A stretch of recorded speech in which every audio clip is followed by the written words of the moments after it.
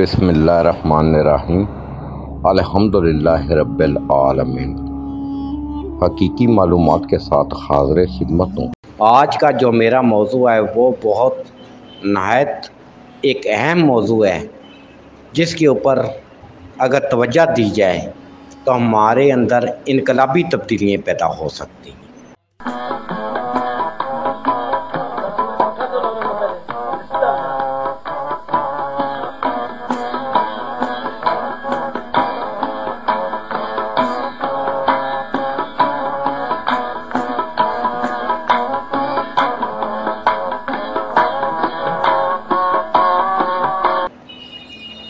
دیکھیں، میرے پاس بہت سارے ایسے سوالات آئے ہیں، بہت سارے لوگوں نے سوالات کیے ہیں،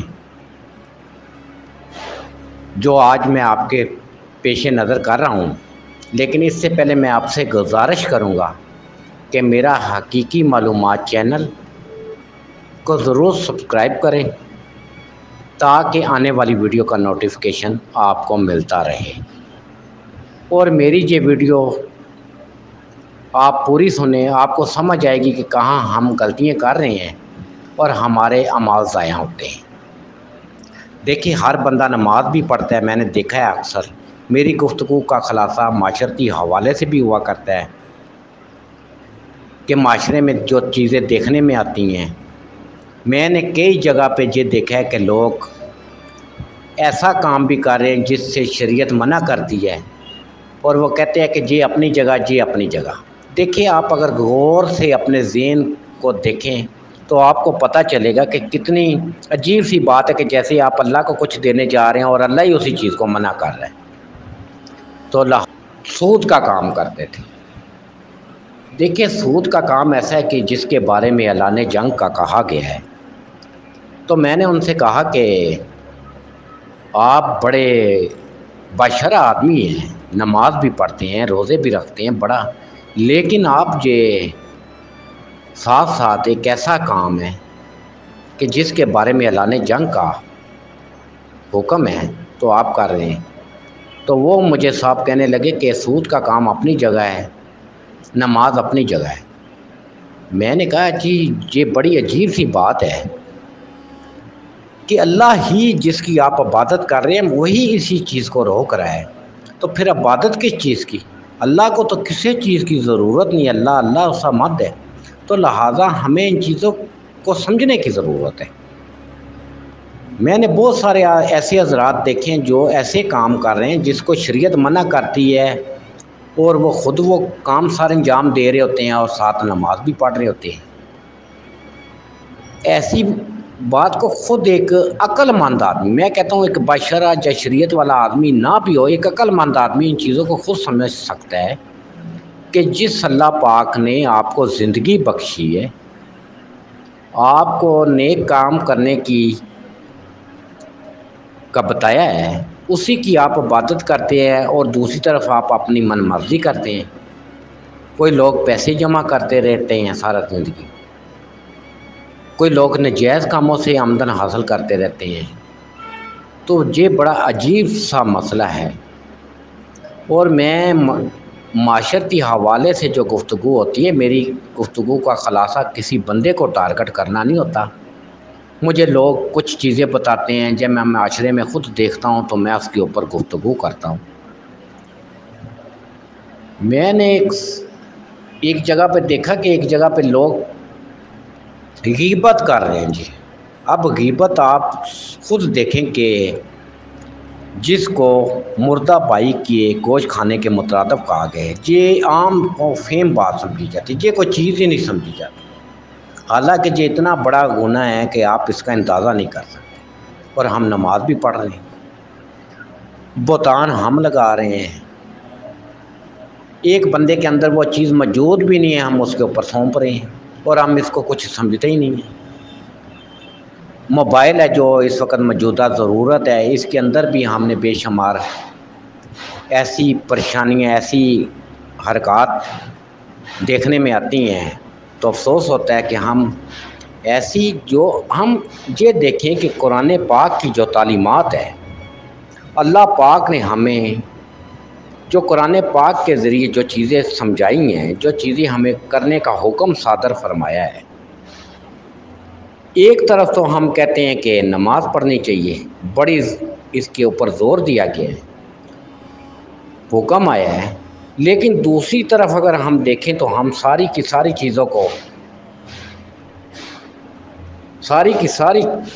چیزیں چھوڑ دیتے ہیں۔ جب تک ہم معاشرتی طور پہ زندگی کے اندر، حقوق العباد کے اندر دوسری چیزوں کا میں سمجھتا ہوں کہ اگر اللہ تعالیٰ کے حکم کی فرما برداری نہیں کریں گے تو ہم پھر یہ سمجھتے ہیں کہ نماز ہم اللہ کو دے رہے ہیں، تو پھر یہ سوچنا چاہیے کہ اللہ کو تو نماز کی ضرورت نہیں۔ پھر کچھ حضرات اس چیز پہ اعتراض کرتے ہیں کہ نماز کے اوپر پتہ نہیں آبجیکشن کر رہے ہیں کہ اللہ کو ضرورت نہیں ہے۔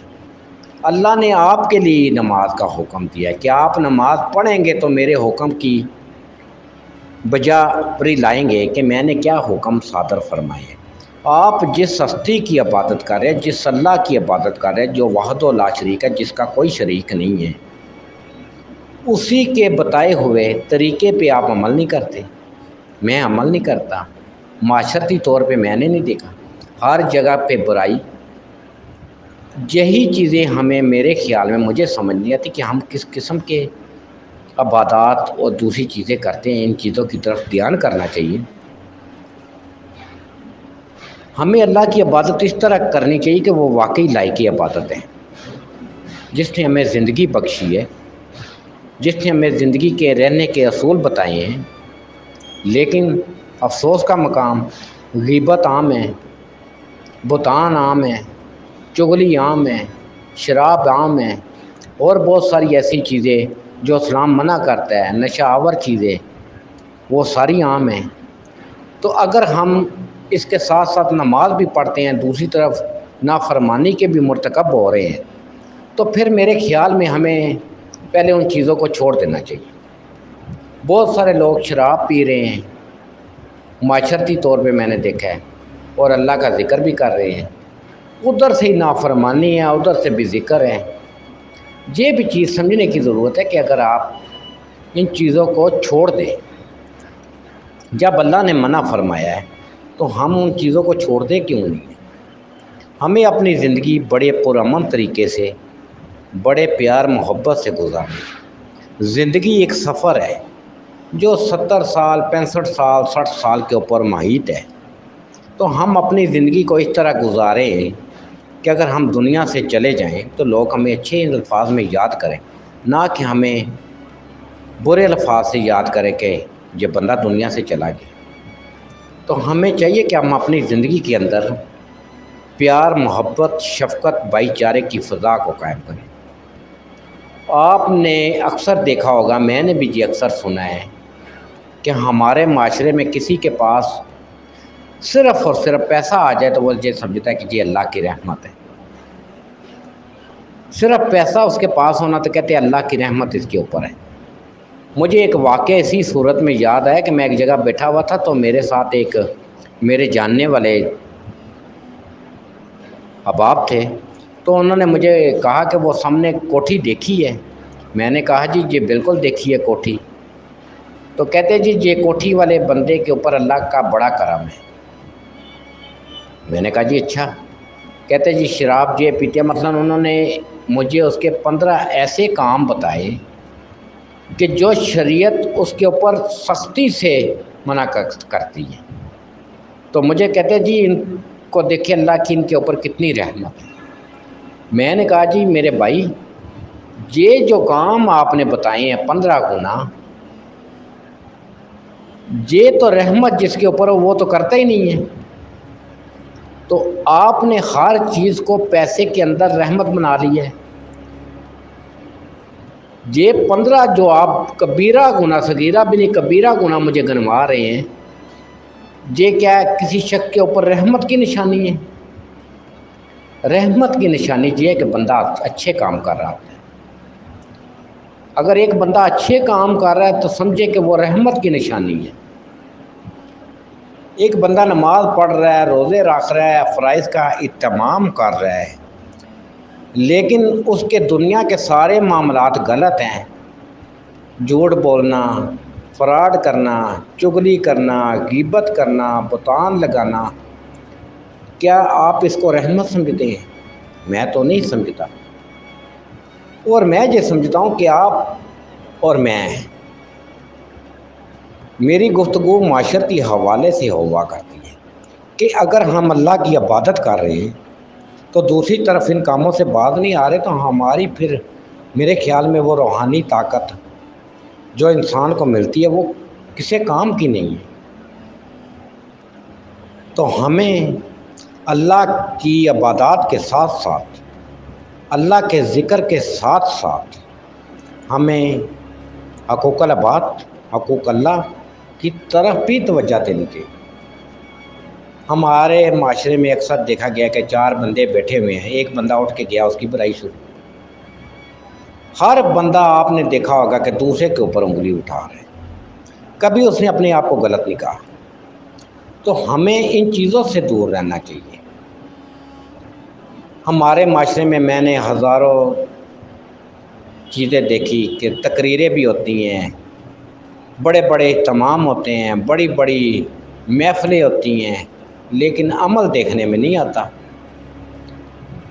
اسی جگہ پہ جہاں پہ عبادات ہو رہی ہیں، اسی جگہ پہ چند منٹ بعد برائیاں ہو رہی ہیں، غیبتیں ہو رہی ہیں، تو کیا ہم نے زندگی میں حاصل کرنا ہے؟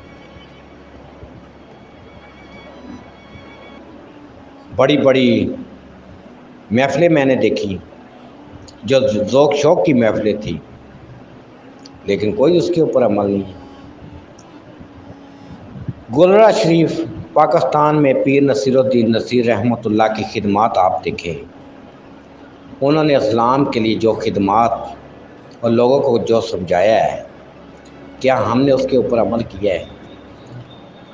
ہم سارے مرید بن جاتے ہیں، ہم مرید ہونے کا دعویٰ بھی کرتے ہیں، لیکن پیر صاحب کے جو حکامات ہیں، پیر صاحب نے جو زندگی کی اصول بتایا، پیر صاحب نے کیسے زندگی گزار، اس کے اوپر تو ہمارا عمل ہی کوئی نہیں۔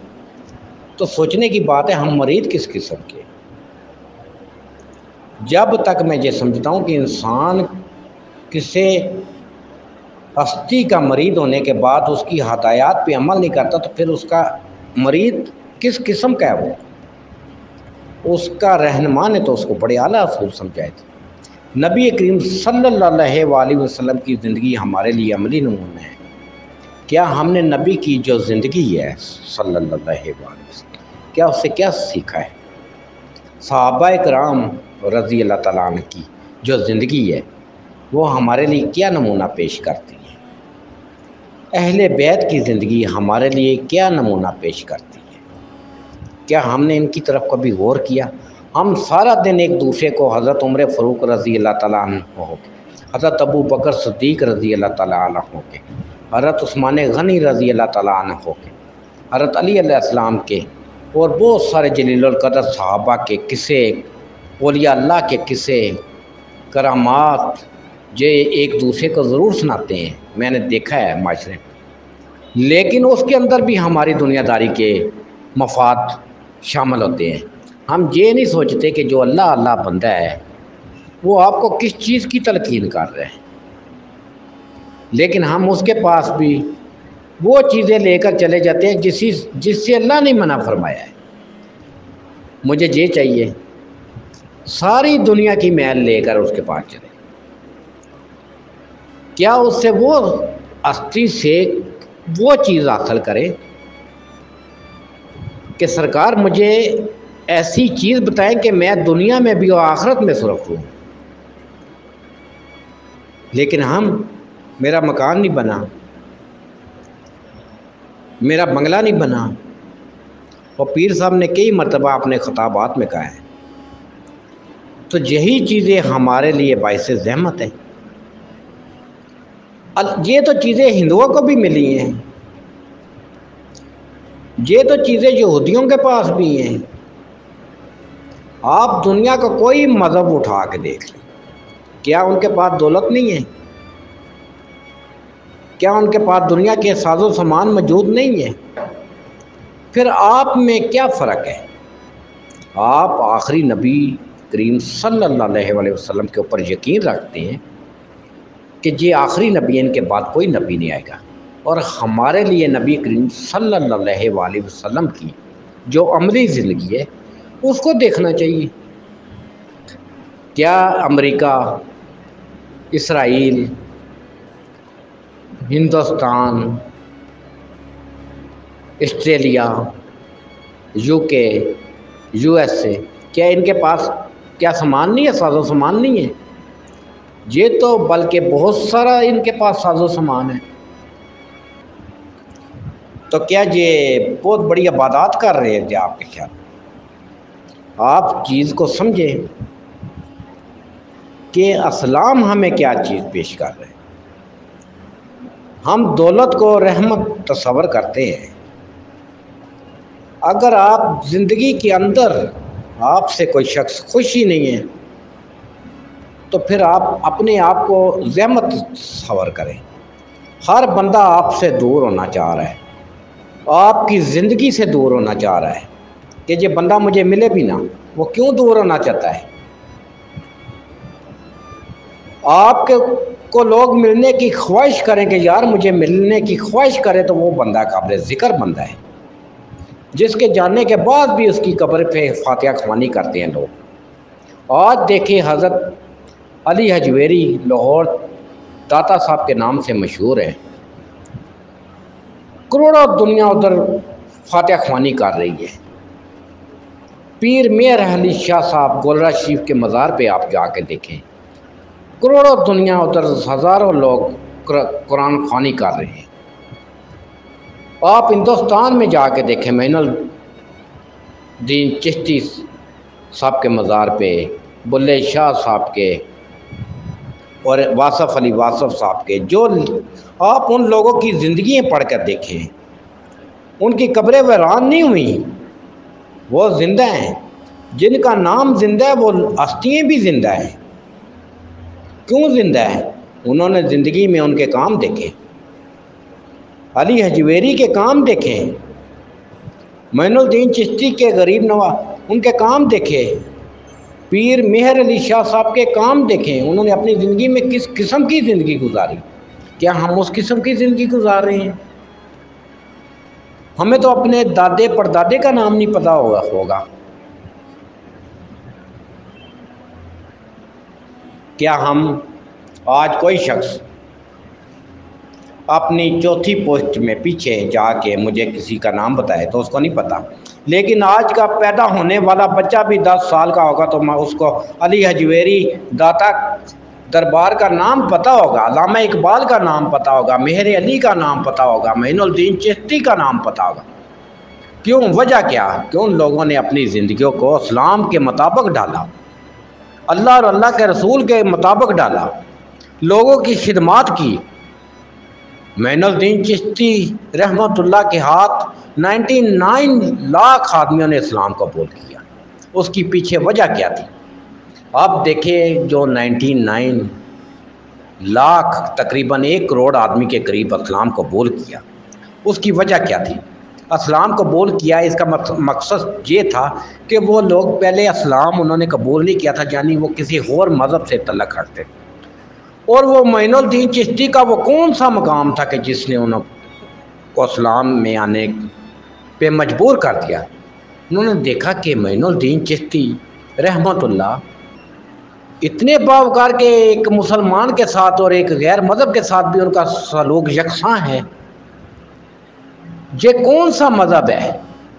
ان لوگوں نے خیال کیا جو غیر مذہب تھے کہ یہ کون سا مذہب ہے کہ لوگ ان کے در پہ ہیں، وہ مسلمان ہو گئے۔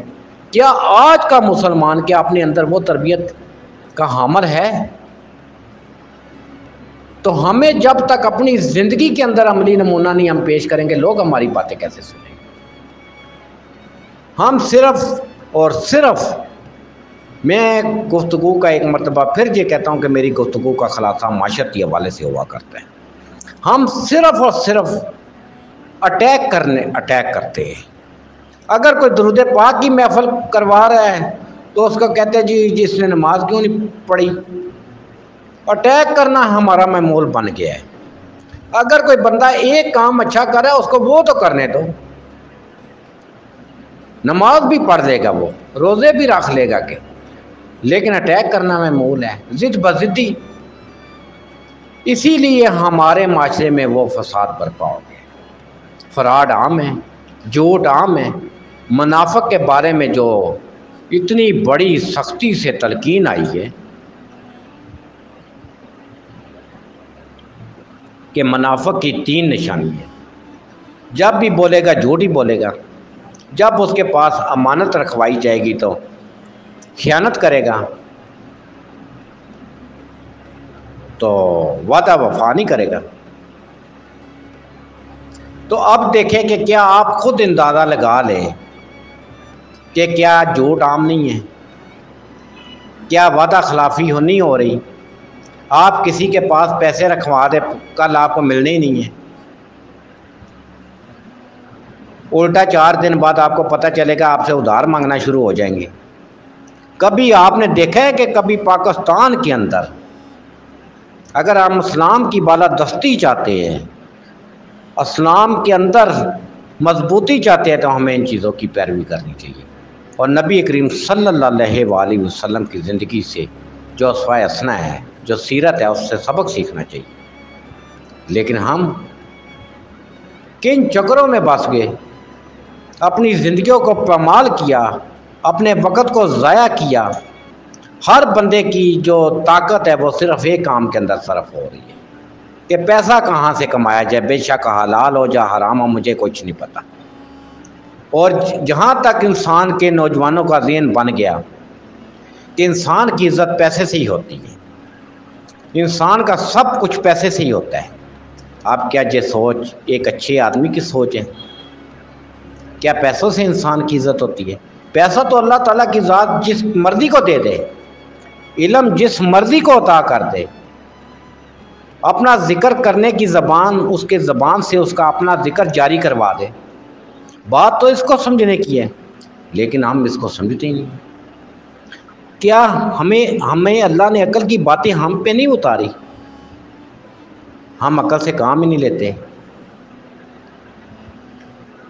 ان لوگوں سے دور رہیں جو غیبت، بہتان، چغلی کی محفلیں سجاتے ہیں، ان لوگوں سے دور رہیں، ورنہ آپ کی زندگی یہ منافق کی علامت ہے۔ اگر منافق کے بیچ میں آپ بیٹھیں گے تو آپ فلاح کیسے پائیں گے؟ فراڈ عام ہے، جھوٹ بولنا عام ہے، غیبت عام ہے، چغلی عام ہے، تو کیا نمازیں ہیں؟ نماز تو بہت بڑا رکن ہے، نماز سے بڑھ کر کون سا رکن ہے؟ کئی لوگ مجھے پوچھتے ہیں تو میں کہتا ہوں کہ نماز سے بڑھ کر کون سا رکن ہے، کون سی عبادت ہے؟ لیکن آپ زندگی کے جو معاملات چلا رہے ہیں اس کے اندر آپ کی تبدیلی تو کوئی نظر نہیں ہے۔ ایک نمازی کے اندر اور ایک بے نمازی کے اندر زندگی کے معاملات چلانے والی زندگی کے اندر تو ایک ہی جیسی ہے۔ یا تو کہنا کہ نمازی آدمی کی زندگی اور ہے، چند بندوں کو میں چھوڑ کے بات کر رہا ہوں، تو ایک بے نمازی کی زندگی اور ہے۔ فرق صرف اتنا ہے کہ وہ نماز پڑھ کے رہے ہیں، باتیں ان کی بھی دنیا کی محبت کے اندر ڈوبی ہوئی ہوتی ہیں۔ جو نماز نہیں پڑھ گیا وہ ماشاءاللہ پہلے ہی دنیا کے مہلک کے اندر، اللہ معاف کرے، وہ ڈوبا ہوا ہے۔ تو میرے بھائیوں، میں آپ سے بہت پیار کرتا ہوں، جس نے کلمہ پڑھا لا الہ الا اللہ محمد رسول اللہ، وہ ہمارا مسلمان بھائی۔ یہ کوشش آپ کے لیے نہیں ہے، یہ باتیں آپ کے لیے نہیں ہے، یہ سب سے پہلے میرے اپنے لیے ہے۔ کیا میں اس کے اوپر عمل پیرا ہوں؟ اگر میں نہیں ہوں تو میری ریکارڈنگ کرنے کا کیا فائدہ، میری ویڈیو اپلوڈ کرنے کا کیا فائدہ؟ سب سے پہلے مجھے یہ چاہیے کہ پہلے میں اس کے اوپر خود عمل کروں۔ میں یہ سمجھتا ہوں انسان دوسروں کو تلقین تب کرے کہ جب اس کا خود اس کے اوپر عمل ہو۔ اگر خود عمل نہیں ہے تو دوسروں کو کیا نصیحت کرے گا؟ ٹھیک ہے کر دے، ویسے اچھی بات ہے، یہ نہیں کہ آپ خود عمل نہ کرے تو دوسروں کو بھی نصیحت نہ کرے، یہ بھی مسئلہ نہیں ہے۔ اگر خود عمل نہیں بھی کر رہا تو دوسروں کو اگر اچھی نصیحت کرتا ہے تو پھر بھی بہت بڑا ثواب ہے۔ لیکن اگر خود بھی عمل کرے تو وہ اس سے بھی بڑھ کر ایک اچھی چیز ہے۔ تو لہٰذا میں آپ سے گزارش کروں گا کہ ہم جو عبادات کرتے ہیں، جو اللہ کا ذکر کرتے ہیں، جو شخص درود پاک پڑھتا ہے، وہ ایسی سرگرمیوں سے دور رہے، ایسی محفلوں سے دور رہے۔ صحبت کا بڑا اثر ہوتا ہے، ایسی صحبت کا حصہ بنے جس میں اللہ اور اللہ کے رسول کی اطاعت ہو رہی ہے، جس میں اللہ کا ذکر ہو رہا ہے۔ اگر آپ کو قرآن پاک کی کوئی چیزیں نہیں آتی تو آپ پڑھیں، آپ سیکھیں۔ اگر کلمے نہیں آتے پڑھیں، سیکھیں۔ ہم نے نوجوان کو اٹھا کے دیکھ لے، کسی بھی، اس کو موبائل اس طرح چلانا آتا ہوگا کہ جیسے ایک بڑے آدمی کو نہیں سمجھ آ رہی۔ بچے سے بچے کو موبائل، اس کو کوئی چھٹا کلمہ سنا دو، وہ نہیں آ رہا۔ میں نے خود اپنی محفل کے اندر دیکھا کہ کلمے 6 نہیں کسی بندے کو آ رہے۔ یہ افسوس کا مقام ہے کہ نہیں ہے؟ آیت الکرسی نہیں آ رہی۔ کیا ہمارا دین کے اندر ہمیں ایک چیز کا نہیں پتہ؟ بہت حضرات میں نے ایسے بھی دیکھے کہ جن کو نماز بھی نہیں آتی، اور بہت سارے ایسے حضرات دیکھے جن کے تلفظ کے اندر غلطیاں ہیں۔ تو لہٰذا ہمیں اپنے عالم دین، جو ہمارے مسجد کے امام ہیں، جو اعلیٰ ہستیاں ہیں، ان کے پاس جا کر ہم ایسی چیزوں کو سیکھیں، جھجک محسوس نہ کریں، شرم محسوس نہ کریں۔ ہم نے سیکھنا ہی ہے نا، تو ہم عالم دین کی محفل میں بیٹھیں، ان لوگوں کے درمیان بیٹھیں، ان مدرسوں کے اندر جائیں جہاں عاشق رسول کا لیسن دیا جا رہا ہے، ان محفلوں کے اندر اپنی محفلیں سجائیں جہاں ذکر الہی ہو رہا ہے، نہ کہ ہم دنیا کی حب میں ڈوب کر اپنی زندگی کو خراب کریں۔ یہ کسی صورت میں ہمارے لیے بہتر نہیں ہوگا۔ تو میں آپ کو ایک مرتبہ پھر کہوں گا کہ میری جو حقیقی معلومات ہے، پروگرام ہے، اس کے اوپر میں حقیقی لیسن دیتا ہوں، اور میں کوشش کرتا ہوں کہ میں خود بھی اس پہ عمل کروں، اور میں اپنے تمام بھائیوں کے لیے جس نے میرا چینل سبسکرائب کیا ہوا ہے، میرا پروگرام سنتے ہیں، میں ان کے لیے روزانہ رات کو دعا گو رہتا ہوں کہ جتنے بھی لوگ ہیں، اللہ تو جانتا ہے نا کہ جو بھی میرا پروگرام سنتے ہیں، جو نہیں بھی سنتے، اللہ پاک جو بھی مسلمان ہے، جو کلمہ گو ہے، لا الہ الا اللہ محمد رسول اللہ پڑھتا ہے، میں اس کے لیے دل کی تہ گہرائیوں سے دعا کروں کہ اللہ تعالیٰ میرے پیارے نبی کریم صلی اللہ علیہ وآلہ وسلم کے صدقے اس پر اپنا فضل و کرم فرمائے۔ اس کی اگر کوئی پریشانی ہے تو اللہ دور فرمائے، اور اللہ تعالیٰ اس کے اوپر اپنی رحمت فرمائے، اللہ تعالیٰ ہمیں معاف فرمائے۔ تو میں آپ سے یہ بھی گزارش کروں گا کہ آپ میرا حقیقی معلومات پروگرام بھی سنا کریں، سبسکرائب لازمی کر لیا کریں۔ اس سے یہ ہوگا کہ آپ کو میری آنے والی ویڈیو کا نوٹیفیکیشن ملتا ہے، تاکہ میری کوئی ویڈیو اپلوڈ ہوگی تو آپ کو اس کا نوٹیفیکیشن ملے گا، آپ اگلا بھی میرا پروگرام سنیں۔ میں نے بہت ساری ویڈیو ابھی اس کے متعلق ڈالنی ہے، جو میری ویڈیو کا ڈالنے کا مقصد کسی انفرادی، کسی فرد واحد کے لیے نہیں ہوتا، میرا اجتماعی سا لیسن ہوتا ہے جو میں بیان کرتا ہوں، جس کی وجہ سے ہمارے معاشرے میں بہت ساری پریشانیاں سر درد ہیں۔ تو اللہ تعالیٰ ہمیں ان سے محفوظ رکھے۔ میں آپ کے لیے دل کی تہ گہرائیوں سے دعا گو رہتا ہوں۔ میرے جتنے بھائی، بیٹیاں، بہنیں، دوست، احباب، میں ان کا سب کا بے حد مشکور رہتا ہوں، اور ان سب کے لیے دعا گو رہتا ہوں۔ آپ میرے لیے دعا گو رہے ہیں، میں آپ کے لیے دعا گو رہتا ہوں کہ اللہ تعالیٰ ہمیں ایسی صحبت نصیب فرمائے جس سے اللہ ہم سے راضی ہو جائے۔ اللہ حافظ۔ حقیقی معلومات کے ساتھ اجازت چاہوں گا۔ واصلہ۔